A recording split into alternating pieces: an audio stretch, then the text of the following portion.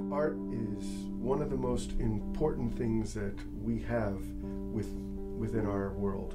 The idea of being able to create something from nothing, to be able to communicate to people who don't even speak the same language. If I were to write the word tree on a piece of paper, unless you actually speak the language, can read the language of whatever language I'm writing it in, you have no idea what I'm talking about. But if I paint a tree, it doesn't matter where you are in the world or who you are, you understand what that tree is. And art is like that. Art has the ability to change the way people look at the world. Art really is kind of embedded in just about everything we do. From the chair you might be sitting in, to the room you're sitting in, to the building you might be in, to the car you drive, to the food you eat. So I think it's really a benefit to just about everybody in society right now. People are always looking for new things, new ideas to make their life better.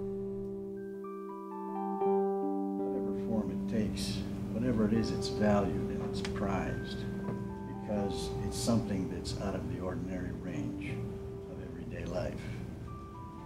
It's something that's considered to be better, special, finer. Something that not everyone has the capacity to create, but everyone has the capacity to appreciate. Way back when man first started having some abstract thoughts and wanted to record them, as soon as he could pick something up and wanted to communicate something, before there was any writing, there was man painting on walls and creating art, carving bone to give to people, creating art. As time moved on, the cavemen domesticated animals, started creating little villages and cities. There was no need to follow the herds around because they could keep the animals themselves. And so as they settled down, they started building structures. And those structures, whether they were to live in or for housing the gods, were things that became works of art themselves. And the sculptures at times became idols. And the paintings became about the gods or about the rulers who very often were looked at as gods on earth.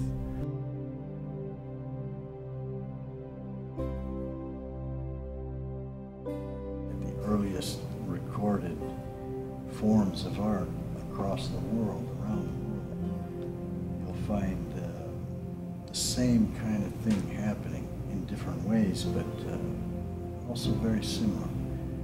It's like a reaction persons have to the world around them, how they respond to that. In certain ways, certain people produce something that you could refer to as art.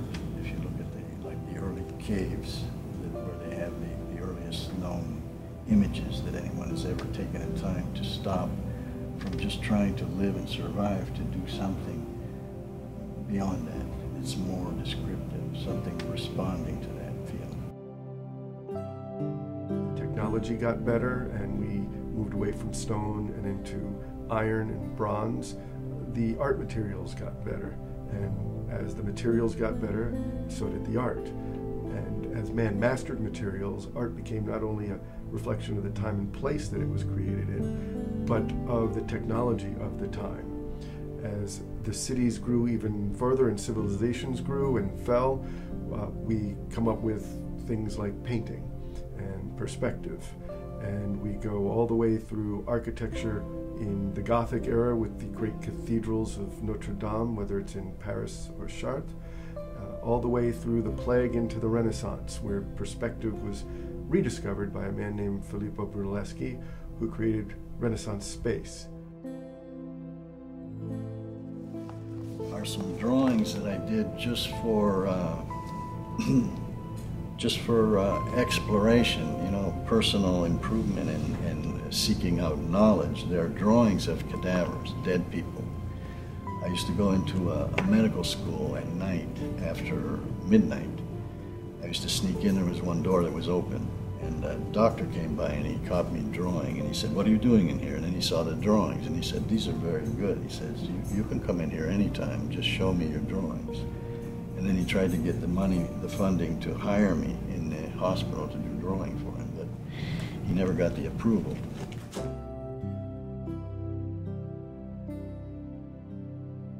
Advertising and art are two different subjects in terms of definitions, or how you would like to define them. But virtually they are very connected, because advertising is all about how to convey ideas to people using graphic images, video production, and audio record. All of these elements considered art. So art is like a key element for us.